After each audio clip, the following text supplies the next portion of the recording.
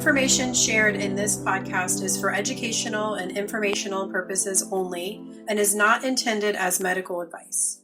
We are not medical doctors. Always consult with a qualified healthcare provider before making any changes to your diet, lifestyle, or wellness routine. The content of this podcast should not be used as a substitute for professional medical advice, diagnosis, or treatment. Listening to this podcast does not establish a doctor-patient relationship. By tuning in, you acknowledge that any health decisions you make are your own responsibility. Take what resonates and always listen to your body. Welcome to the Tula Ananda podcast, where we talk all things whole life living, blending Ayurveda, ancestral wisdom, and a modern approach to well-being. I'm Elizabeth. And I'm Devon. We're here to help you bring balance, vitality, and a little bit more ease into your everyday life without the overwhelm. Think of this as your go-to space for Ayurvedic insights, timeless traditions, and practical wellness tips, served up in a way that actually fits your life. So grab your tea, get comfy, and let's explore how ancient wisdom and modern living can come together to help you feel your best. Welcome to Tula Ananda. Let's get started.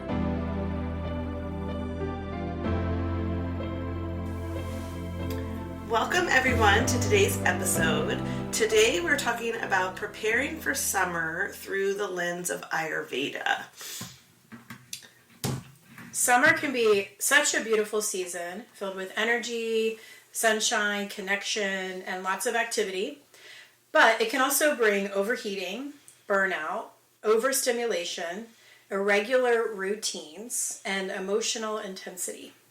So today we're going to explore how to move into summer intentionally so that we can actually enjoy the season and support our nervous system, our digestion, our emotional well-being, and of course our overall balance. Whether you're feeling excited for summer like I am, or already overwhelmed by packed schedules, travel, social obligations, body image pressure, or exhaustion from doing too much, this conversation is really for you. So we'll discuss a few things while we go over this. We'll talk about the energetics of summer in Ayurveda. And of course, we'll talk about pitta. This is summer is the season of pitta and how it affects our body and our mind, as well as seasonal nutrition and hydration, mental health support during the summer, nervous system regulation, and sleep and daily rhythm, and the best part of summer, ways to create joyful balance and stay grounded. Yep, and as you guys know, if you've listened to our podcast before, me and Elizabeth are all about trying to keep things simple and practical, and so is Ayurveda, the lens that we work through. So we will definitely give you guys some practical tools today to help you feel more grounded, nourished, and balanced throughout the season of summer. Yes, I love summer. It's my favorite. I don't like the bugs, though. No, I could do without the bugs. And I don't like when it gets so hot that you can't even be outside without being in a pool. Like, yes, when you walk out and there's like the wall of heat that hits you. But I do love not having to like have layers. I hate layers. So I like just being able to walk outside without and being barefoot. Layers on. Barefoot is my favorite. For sure. So in Ayurveda, summer is primarily associated with the pitta dosha, which is composed of the elements fire and water. Pitta qualities are hot, sharp, intense, oily, spreading, and penetrating.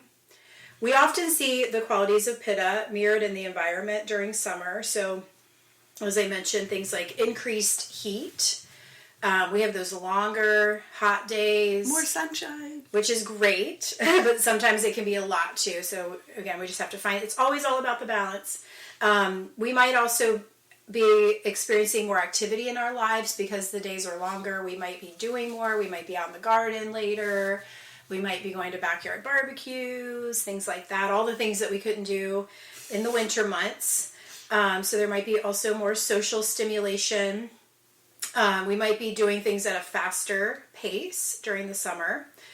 And there might just overall be a feeling of greater intensity, which can kind of translate emotionally and physically in our bodies. Yeah, so pitta, I love this time of year because as a kapha pitta, this kind of puts me more in a pitta kapha kind of way because my pitta gets a little higher in the summer, and then I'm like, I'm ready to do everything. but but when your pitta is balanced, you do have that motivation, more confidence, strong digestion, which of course we know the summer is when we can maybe not overindulge, but maybe take on a little bit more because our digestion is stronger. Our focus is a little more clear, our passion, our productivity, we are ready to take on all the things. And again, it's just that when pitta is balanced, you're really on fire, like you're ready to do things. Yeah, I also love this time of year, but as a pitta person, I have to be careful because I can get overheated. If I start noticing I'm getting angry and things like that, I know that I'm starting to get a little out of balance. So when your pitta is aggravated, especially during these hot summer months that we have coming soon, we might experience irritability. I can relate to that one.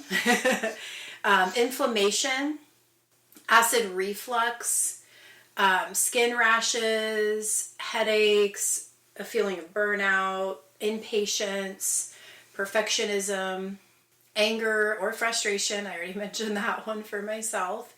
Overworking and feeling emotionally heated. I know one thing, like being pitta, I feel like sometimes in the summer I love spicy food. I think I've talked about this before on the podcast. I love spicy food. But in the summer I have to be careful because I do have so much pitta that I normally don't have digestive issues like ever. But in the summer, if I do eat too much spicy stuff, I wouldn't even say it's acid reflux, but I'll start to feel a burning in my stomach, and that's sort of the sign that I'm like, okay, I need to lay off the heat-building spices a little bit and do more of the cooling stuff, which we'll get into. Yeah, we'll talk about the best foods for this time of year too. And one of the things that I love about Ayurveda is that it teaches us to observe these qualities that we experience without judgment. So we're not, Devon's not mad at herself because she gets irritable because her pitta is too high. She just notices it. And then you balance it because that's what Ayurveda teaches us to do. We just recognize, oh, you know what? I'm overheated because I took a hot class in the middle of summer and maybe I need to rehydrate and take it back a little bit. And so we just recognize these qualities and then we reset and balance. And that's what Ayurveda is all about. Just checking in with yourself and being curious. And, as the earth is heating up, we are going to start to experience some about ourselves. And hopefully it translates to just being more mentally focused and sharp. But if you do kind of notice that you're going a little too far, you're getting a little burnout or overheated, then just using that Ayurvedic teaching to kind of pull us back in. We'll talk about all of the ways that you can do that. Mm-hmm. I think a lot of people feel pressure to make summer as productive and social as possible, which is understandable. We've dealt with winter, even spring weather can be kind of unpredictable, especially where we live. All the rain. In Ohio. Mm-hmm. And so finally, the nicer weather has arrived and we can do all the things that we can't normally do. But Ayurveda really reminds us that balance is more important than constantly pushing ourselves. One of Ayurveda's foundational teachings is that we stay healthier when we live in harmony with nature's rhythms. Summer is not necessarily the time to push harder. Of course, we can get more done, but we want to take time for rest and breaks to balance it out. Instead, it is a season that asks us to try to balance by staying cool. Maybe if you're outside, drinking some cucumber infused water, or if you get too hot outside, going inside or in a shady area. Also going back to this idea of just slowing down intentionally. If you have been going, take time to rest, whatever that means for you. It could be reading a book. I like to read in my hammock in the backyard, which is kind of like a balance of both because I can be outside, but I'm not overworking, so I'm still getting that vitamin D that my body craves after a long Ohio winter, but I can, be in my hammock and I'm resting and and It's the reading best place. something. Best place to read a book. Yeah, whatever you have in your life that helps you to slow down. I remember as a kid, I don't climb trees anymore. I don't advise that if you're over 40, unless that is something you've been actively doing on a regular basis. But when I was a kid, I used to climb. We had a tree in the backyard that had like it was a perfect little branch that you could like stretch your legs up the tree trunk and then lean back on the big branch and read. It was kind of like being in a hammock, and I would read up there all day in the summer.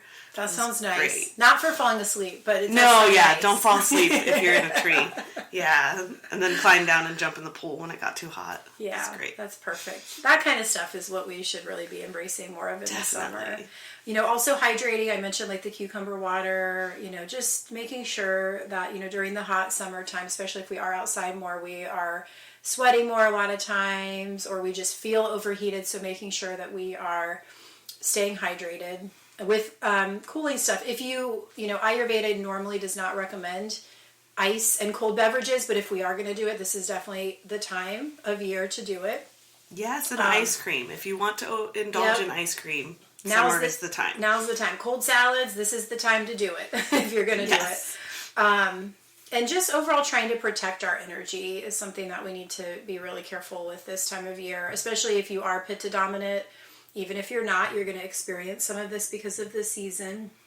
We can get a little aggravated. We can get a little sharp sometimes. Not just with ourselves, but sometimes with those around us, our loved ones. And we just have to kind of be careful with how our energy is in the world around us.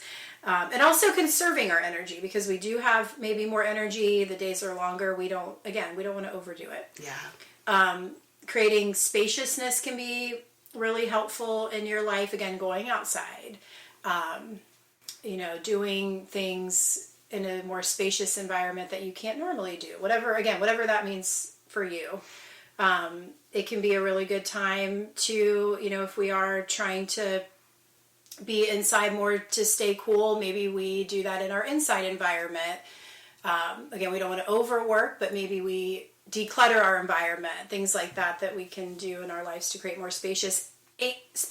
And also going back to schedules, not overscheduling yourself. So creating more space in your time so that you can rest and relax. Spending time in nature. We've talked a lot about that already. This is definitely the time to do that. And then just prioritizing pleasure and joy without depletion. So taking time to rest, do the things that you like to do, but not because you feel obligated to. So if there is maybe like a barbecue or something that you don't really want to do, but you feel obligated, maybe you go for a short time, but you don't go as long, or maybe you skip certain things so that you can have that balance of not depleting yourself. That's a really good point, because pittas do like to, and I actually, that's one of the qualities I have of pitta, is making a list so that I can check things off, so I can accomplish things. Yeah. And so it can be tempting in the summer to schedule yourself to death because you want to accomplish all these things in the summer, and accomplish, and sometimes there's a sense of obligation. I think sometimes it comes with the pitta personality. I need to do all the things because I said I was going to do all the things. So I got to show up for it. But sometimes it's okay to not do all the things, and that's how we can really balance pitta. Definitely, yeah. So cooling the body naturally. So summer wellness is about learning how to cool and nourish ourselves physically, emotionally, and energetically. Some cooling foods in Ayurveda that are really great for the summer. We talked about hydrating, stay hydrated, eat lighter. So this is the time of year to try to eat lighter foods. I mentioned the salads. There's a lot of fresh vegetables, fruit, strawberries. All those things are really great this time of year. Eating the fresh foods. If you are going to eat some more raw foods in your diet, now is the time to do that. Eating seasonally, go to the farmer's market. I think we say this in almost every single podcast, but just a reminder, because we all can use it from time to time. Whatever is available, probably at your local farmer's market, is what you should be eating. The grocery store has a lot of great stuff in it, but sometimes it's not always seasonal, so try to get stuff more locally if you can. Eating those cooling foods, and foods that are easier to digest. And I think that is just kind of all the time with Ayurveda. We don't want to eat things that are going to be really heavy.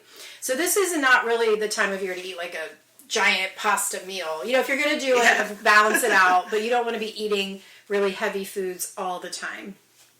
Some specific foods that are really good this time of year, things like cucumbers, watermelon, mint, coconut, cilantro, zucchini, leafy greens, berries, and sweeter fruits. Also, aloe vera is really great. You can normally buy that at the grocery store. I know some local markets here that carry aloe vera juice. If you want to drink it in the summer, it's great for that. My pitta burning stomach, it loves it in the summer. Coconut water is really good too this time of year for pitta. Yeah. Limes are really good. So we talk a lot about that lemon water, which we do daily, but a lot of times in the summer I'll switch to juicing limes first thing in the morning instead of lemons because I am so high pitta, and lemons can aggravate pitta. Limes are more supportive for pitta. So you may, if you're feeling a lot of heat in your body, you may switch to limes for your morning water instead. And then herbal teas, all the time, herbal teas. Herbal teas are just good always. Anytime you're thirsty. Yeah.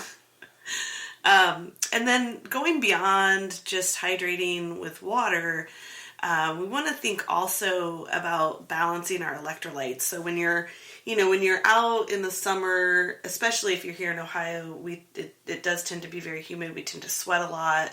And so you might really need to look at balancing your electrolytes. Maybe like you said, with coconut water, has some of those natural abilities to balance our electrolytes.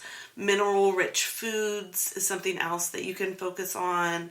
And also healthy fats. So we might not normally think about, in the winter, we're like, we got to make sure that we keep our skin supple and moisturized. But we also need that in the summer so that we're not drying out, on the inside.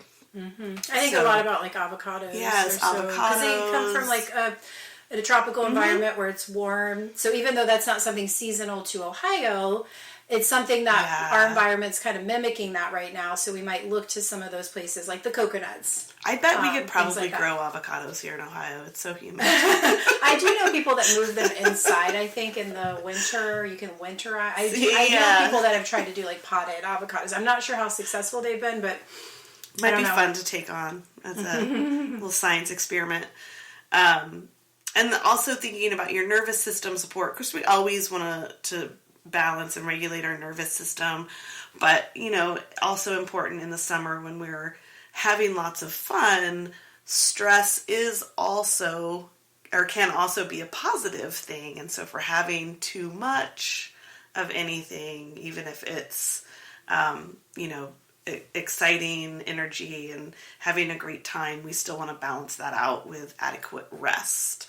So if you go to a party, get your hammock later and read your book, balance it out. I think you mentioned coconut water. We mentioned herbal teas, and you mentioned ice water. You could also do herbal iced teas this time of year if you're really feeling overheated and I know a lot of people just really like ice water in the summer. My mom is carries around her jug and it's half full of ice with a little bit of water. So if you are that person, this is the time of year that you can kind of do that, but make sure that you're not just chewing on ice, but you're getting some hydration in there. If I've been in the sun for a while, I do like ice but that's the only time. Yeah. I have to be in the heat. At the beach with a nice cold beverage. I'm actually using it to cool my body down. But that's the only time I like it. Otherwise it makes me too cold. Yes. Yeah, definitely. And you mentioned cucumber mint is a great combo. Or just taking, fresh fruit and putting it in your water, some oranges, whatever berries, whatever you've got on hand, and kind of do your own little infusion. You can let it sit in the fridge overnight if you want, or you can just, chop it fresh and put it in. Rose is great this time of year. Rose helps to balance out the pitta. And then also hibiscus And somebody was just telling me, I guess hibiscus is like the new trending thing now. I didn't know this, but I've always liked hibiscus, but I'm glad everybody's catching on. Apparently now it's really cool. And we, not to turn it into an advertisement, toot our own horn, but we do have a lavender rose hibiscus tea and a summer chill tea that are really good this time of year if you are a tea drinker. You mentioned lime water, maybe with a pinch of salt, again, to balance the electrolytes. And like you said, if you are pitta dominant, it is a good idea to switch to lime water. Also, if you're just kind of like, I'm kind of tired of lemon, like... Mix it up. Mix it up a little. Yeah. Have some fun. Maybe do lemon and lime. And some orange in there, too. Why not? It's summertime. So digestive support is really important all the time, but just some things to kind of keep in mind during the summer months when we have more of that fire. So some people might experience stronger hunger during the summer. Our metabolism can kind of, because we're more aligned with the pitta season, our metabolism might kind of speed up more too. Acid reflux is another thing I mentioned myself, not so much with the acid reflux. I think if I did let my burning pitta belly continue and I didn't balance it when I noticed that, it probably would turn into acid reflux for me. But that's something that people can feel more of in the summer months. You might also experience more loose stools. Again, the digestive fire can just be so kind of like revved up that things are just moving through us quicker and could be causing more of those loose stools. We might be experiencing more bloating. And also, we might be experiencing more of a reduced appetite during extreme heat. So I mentioned that sometimes our metabolism feels higher, which can also be true. But if we are really overheated, sometimes our appetite is not there, and it's because our body's trying to conserve our energy to keep us cool and not overheat, which can actually be very dangerous during the summer and something we just have to be careful with. So things that we can do to support our digestion, eating regular meals, another thing that we talk about all the time in Ayurveda. Routine. The same is true in summer. Eat regular meals. Avoiding those excessive spicy foods or even fried foods. So fried foods also aggravate vata. So, maybe having some French fries or whatever it is, fried spring rolls once in a while is fine. We don't want to eat a lot of that kind of food. Those are very heavy. Save a little bit more of that maybe for those winter months for the comfort time of year. Just be careful with that.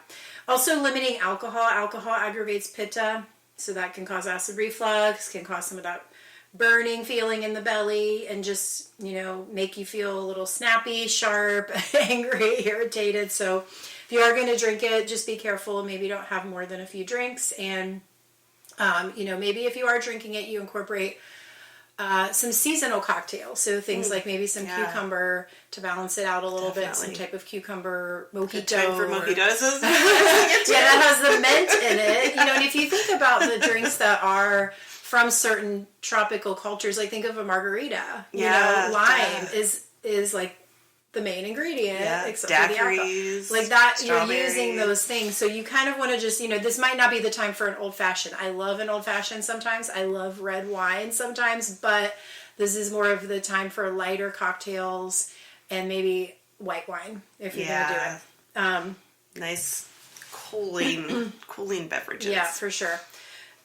Eating more cooked vegetables and seasonal produce. So I already talked about if you're going to eat salads, this is the time to do it, but we still do want to be eating our cooked food primarily from an Ayurvedic standpoint, just because cooked foods are easier to digest. So you might be incorporating more raw foods and salads, but you do still want to offset that with some cooked foods that are easier to digest. Especially if you're experiencing any kind of digestive issues with having pitta being, if it's moving through you really quickly, you might want to incorporate some more fiber-rich to slow it down. Yeah, to for sure. Bulk it up a little. Yeah, and then always avoid eating late at night. Once in a while, I know I shared with Elizabeth that my daughter was here visiting, and they were talking about this mac and cheese that they really loved that I made. Two of my kids were. So I felt obligated, as a mom, like, I'm going to make them this mac and cheese. It's 8:00 at night. I'm going to make it for them because they're so excited, and my daughter's not always here. And it's just something that I can do for my kids. It makes me happy to cook. And so we were eating mac and cheese at 9:30 at night. Now, that was like one of those, like I said, it was like a special thing. Didn't feel great though after that. Yeah. And I didn't wake up feeling great either. So I don't recommend that being like your regular, even though the days are longer and it feels like we can eat dinner late at night, doesn't mean that we necessarily want to get into the habit of doing that consistently. That is something that I've always felt was interesting when we go on trips and we travel more to Europe, and they eat later in the sun. It's like 7, 8, 9 o'clock at night for dinner, and my digestive system is like, what is happening? No, and I mean, I think even though they do that, and that's normal from an Ayurvedic standpoint, not the best time to eat. So. No. And I think they kind of have like a later start in the morning too. So like maybe it's okay if you can, wake Sleep up in. later. And so your body still has that opportunity to, move through all of the phases it needs to. But typically in our, here in the U.S., we are kind of like go in the morning. Most of us have to get up to work, and we don't have the 10 a.m. arrival time. Wouldn't that be nice? I remember when we did one of our retreats in Spain, and the front desk staff arrived at 10 o'clock every morning. So if you needed anything before 10 o'clock, too bad. You just have to wait. You figure it out on your own. We don't come in till 10. So it makes sense there that they might eat dinner at 8 p.m. because they're getting up, they're sleeping in probably, getting up later. But if that's your life, okay, might work for you. But for most of us, I think... Yeah, maybe not after. Maybe not at 9:30. I bet it was good though. So thinking about along the lines of caring for ourselves, we do want to make sure that we're active in the summer. We want to get that energy out in a positive, balanced way. And there might be a tendency to think that because our pitta is very high, we can do a lot more, and we can, but again, it's about that balance of activity and downtime so that you're not creating that overstimulation or getting burnt out. So like gentle, moderate yoga, if it's in your practice to do more of a strength building, functional training, or, definitely you want to stick with that.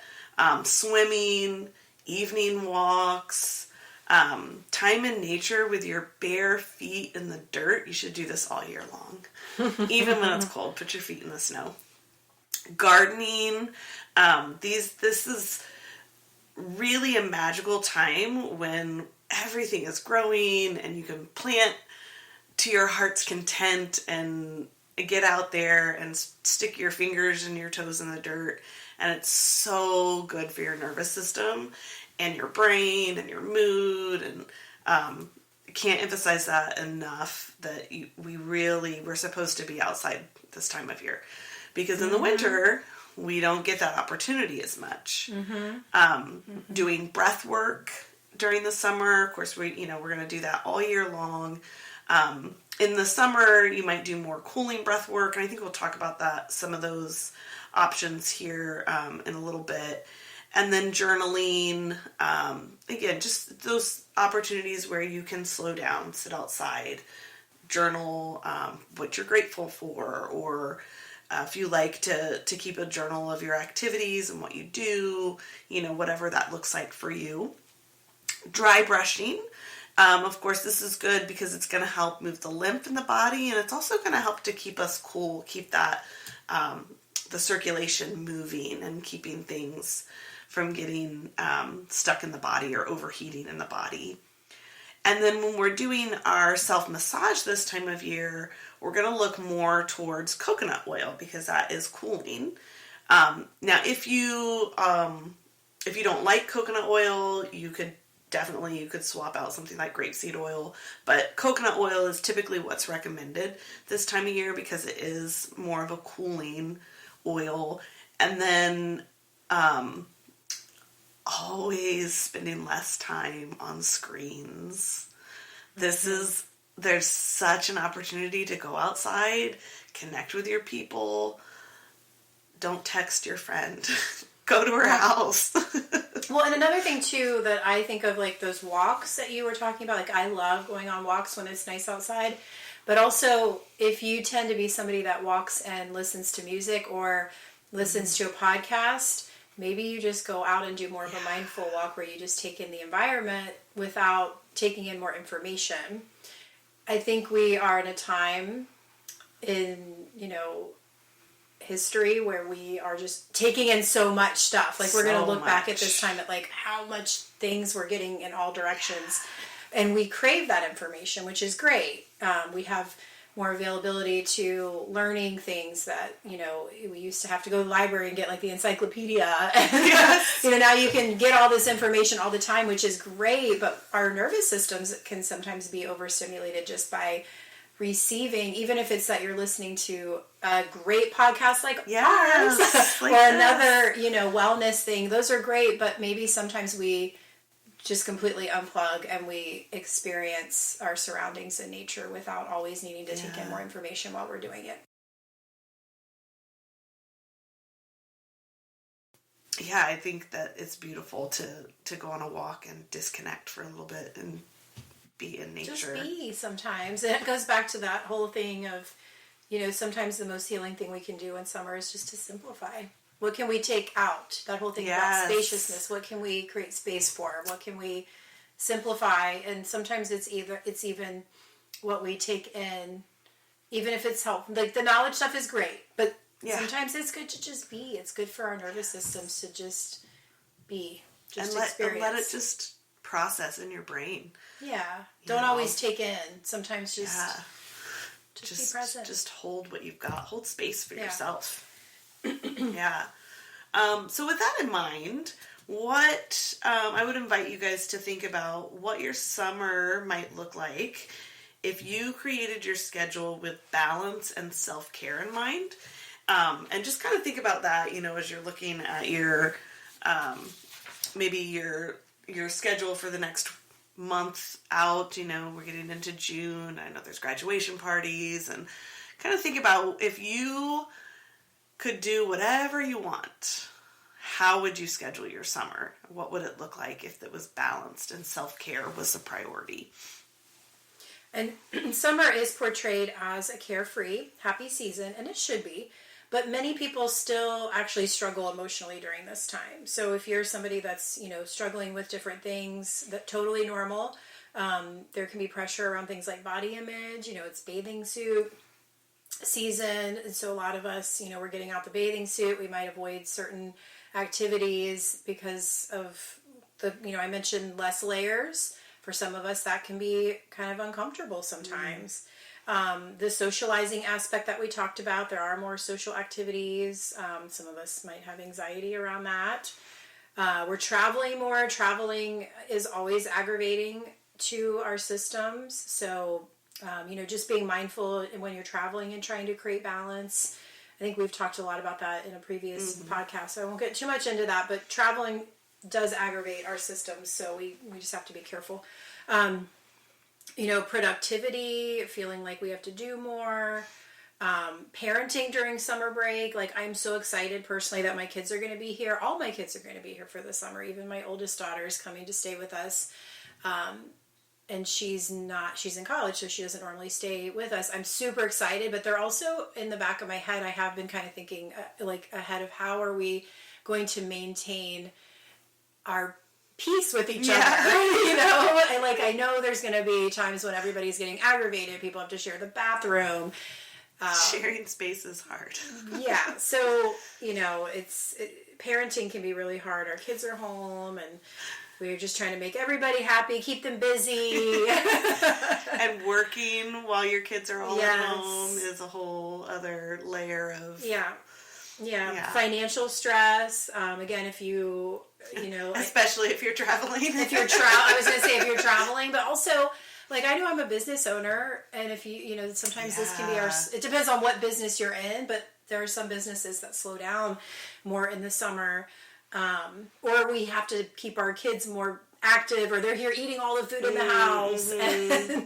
Or you're trying to keep, to take them like to camps and things so that they're not bored. And... Yeah. Some of us might be with the way gas price, not to bring in that, but like, we might be looking at that. Like, can I afford to even drive my child up to the park?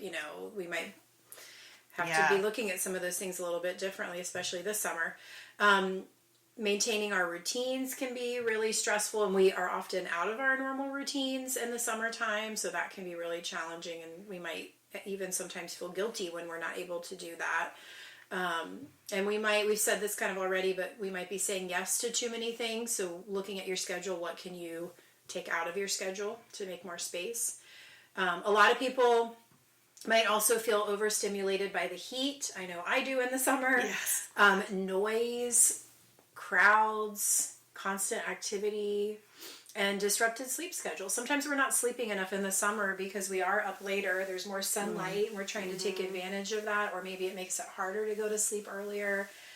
So even our sleep can be different in the summertime. Yeah, definitely. Because I will admit that staying up late on a nice summer night is delicious. I know. It's great if you can sleep in the next day. Until you have to get up at 6 a.m. I don't always have, even in the weekends aren't really weekends for me because, again, being a business owner, and a lot of times I have to get up to teach in the morning, or even on a Saturday or a Sunday. So it's, for my schedule, a lot of times it's looking at that. Like sometimes maybe an evening I stay out later is actually on a weekday. Or maybe some days I say no because I'm trying to balance my pitta and not it's important. schedule myself. Yes, and especially now, like, I know we're both in school, and like, it's okay to say no. Yeah. It's okay. It is okay. Whatever your situation is, it's also okay for you guys to say no too. Yes. You don't have to do everything. No. So yeah, in all of those ways, summer can dysregulate the nervous system if we're not consciously bringing in balance. And if we talked a little bit about some of the things you'll experience if you're out of balance this time of year, and I'll just kind of go through them quickly. Again, just things like anxiety, irritability, you might have trouble sleeping, brain fog, emotional reactivity, that sharpness. You might also feel some fatigue if you're a little getting burnt out or feeling emotionally overwhelmed, or kind of in that fried state of mind. So those are some things that you might experience. And then some ways that you can work on it. We mentioned breath work earlier. Yeah. So, more cooling practices with our breath work this time of year is really helpful. So cooling, calming practices, things like extending the exhale. So we call this a lot of times 2-to-1 breathing. So your exhale will be twice as long as your inhale. So for example, you might inhale for a count of 2 and exhale for a count of 4. The longer exhale helps to tap more into the parasympathetic nervous system, which helps us to kind of relax and rest a little bit more. So really helpful in the summer when pitta might be aggravated. Also nadi shodhana, so this is alternate nostril breathing.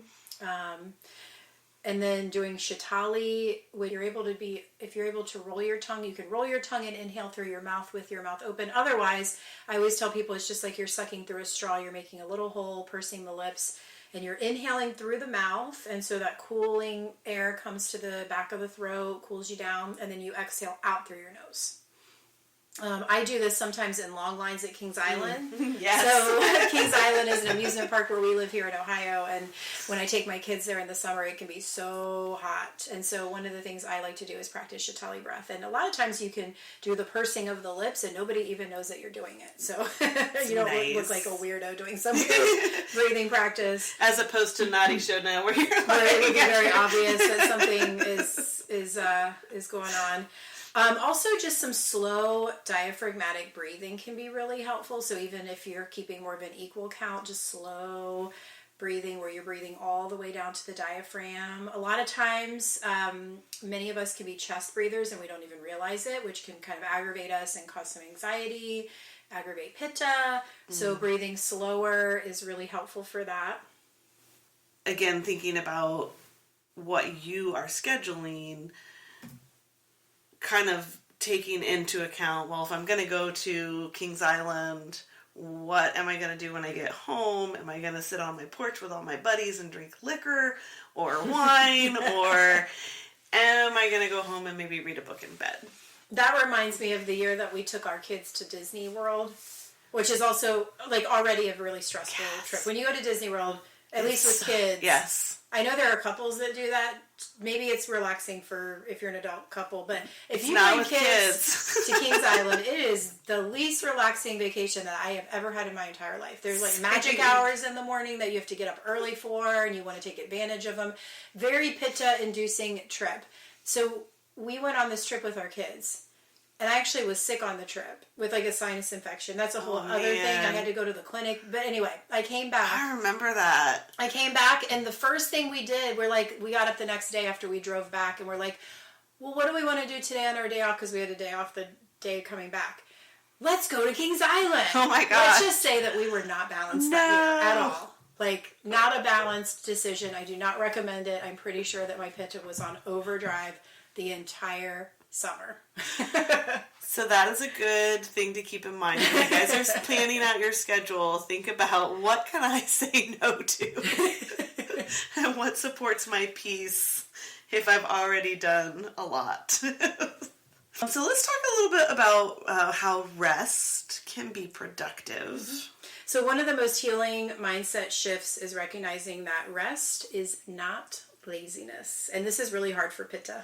Yes, that is very hard for pitta. I was thinking about my pitta clients, and one of the things, and you probably do this too with your clients, one of the things that I have them start out with is take 5 minutes, and for those 5 minutes, you do something that is not work, that is not on a list, that is not productive.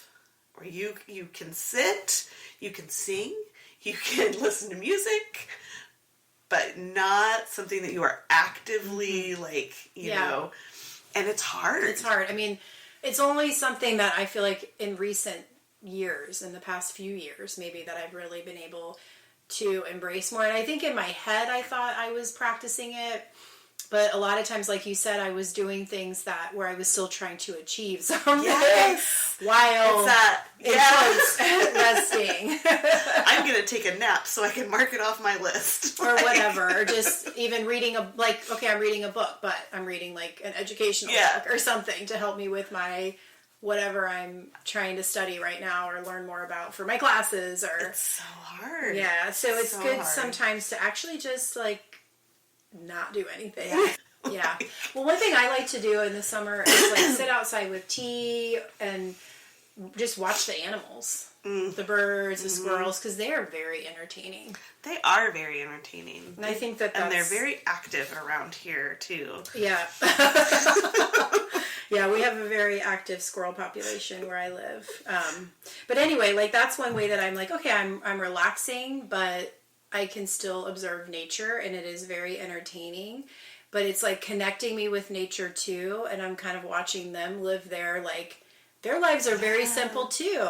Simple. You know, I just watched a squirrel the other day outside on our trash cans. He got a hold of an avocado shell. I was just watching him for 5 minutes with his little hands, eating every last little tiny bit of what was left in the avocado. Anyway, it was just very mindful. It was a very meditative practice for myself too. So getting out in nature, if you're like me, can be helpful with that. But resting, some of the benefits of resting, it helps to regulate our hormones. It can help stabilize our mood. It can help to support our digestion. It can help to improve our sleep, reducing inflammation, increasing emotional resilience. So even though we might think of rest as being lazy, it is absolutely not. Your body is doing a lot for you to help support you so that you can actually do all the things that you want to do when you're not resting. Yes, definitely. It's like a recharge. It's a recharge, yes. And yeah, even in the summer, we need a recharge. So thinking about recharging, and we talked about how, sometimes in the summer, our schedules get disrupted, maybe for whatever reason, longer days. And then also because some of us have children at home, or you might work a job where it's seasonal. And so if you're a teacher, your whole summer might look completely different. And so there's a lot of things that can disrupt our routines. If you do have kids, that, is something that is really can be difficult, keeping sleep schedules and emotional regulation of your children, but also not even just your kids. Like, we as adults are going to experience some of that as well. And so practicing some grounding, shared meals.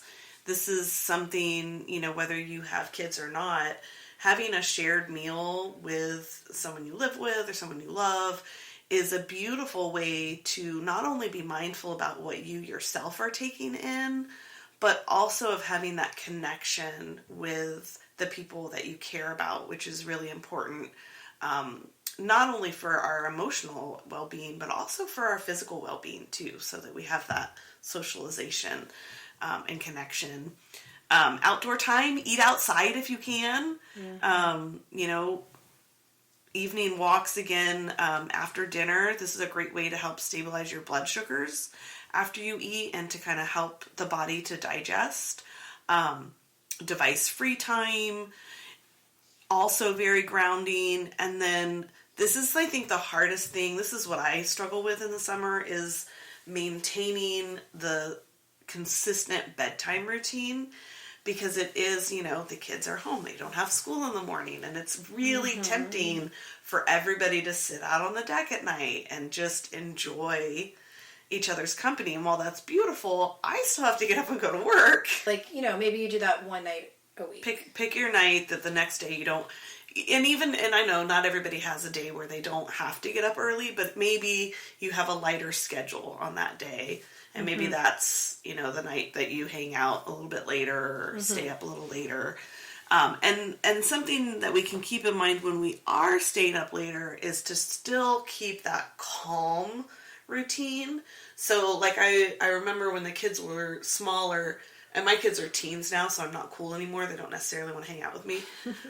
But we used to turn all the lights, like the actual lights in the house, off and light candles. And we would play board games or, put puzzles together by the candlelight, so that we were still enjoying each other's company, but we were also getting those cues from nature that, okay, now, the melatonin's going to start, picking up, and I'm going to get a little sleepy because I'm not on the screens and things like that. And so kind of incorporating some of those more calming activities while you're enjoying those later summer nights. Yeah, so you're working more with like your circadian. Yeah. So Ayurveda emphasizes routine because the nervous system thrives on predictability. Summer schedules often become irregular due to things like vacations, social events, late nights, travel, kids being home, all the things that we've already talked about. So while flexibility is important, maintaining a few grounding anchors can make a huge difference in your summer schedule and your routine. So, I've said, I think last episode we mentioned this every time we have a podcast, and I think you already mentioned it once before, was the lemon water. Hydrate in the morning, maybe switch to lime. If you're going to change it up, consistent breakfast. Because our digestion is a little higher, we want to start the day with some good grounding food. Daily movement, having your larger meal midday, especially important in summer because our pitta is so high and our digestive fires are really ignited during that midday time. And then avoiding heavy late night eating and snacking, which is hard when you're hanging out late at night. I've done this more lately. Yeah. I know it's not good because I don't feel good. Yeah. Yeah. Same. I wake up and I'm like, why did I do that? So longer daylight hours can disrupt melatonin production and sleep quality. So things that we can do to help improve our sleep are cooling the bedroom. I think is it like 68 degrees or something? I forget. There's I a think, certain you know, temperature. I looked it up. I think it's actually 66 because cooler? it was cooler than Yeah. I thought Yeah. it was. Yeah, I knew it was like something in yeah. the 60s. So cooling the bedroom is a really great idea. If you're too hot, and I know I struggle with this sometimes, if I get too hot, I just can't sleep and I'll keep waking up because I'm so hot. It's better to keep the bedroom cooler, have more blankets. And you can always get rid of the blankets if you're too hot. We already talked about the heavy meals late at night. Try to avoid those because that can affect your sleep if your body's spending all of its energy digesting instead of working on some of the other repair things that it needs to do when you're sleeping. Limiting overstimulation in the evening. Calming herbal teas can be really good before bed. Of course, there's always that window where it can get too late. Yeah. So you want to try to think about that earlier in the evening. Which is something I've been struggling with because of the longer days this year, actually. Like last night I wanted to have some tea because it was still light out. I was like 8:30, but I was like, but if I'm going to go to bed in the next hour, then I might have to pee a lot. Yeah. So you kind of have to plan that out. Yes. Like maybe an hour after dinner or something like that, you have a calming tea. Like 7 o'clock. That's a sweet spot. Yeah. Creating a more consistent bedtime routine and spending time away from the screens before bedtime. It's joy is medicine. And thinking about being creative, connection, pleasure. We want to stay balanced and we want to be intentional with how we're spending our time. And so creating moments of joy and, doing whatever your heart is called to that creates joy for you. Could be sunsets, cooking, seasonal meals, barefoot outside, swimming. This is the best time of year to be near water. If you're not a water person, I think the summertime is maybe a time that you might embrace that a little bit more. Lakes, ocean's my personal go-to. I know that's yours too. Listening to music, traveling a little slower, take your time, soak it in. Again, don't get caught up in that pitta, that desire to do everything that you can, especially when you're traveling and on vacation. Laugh as much as you possibly can. And I'll say it again, rest without guilt.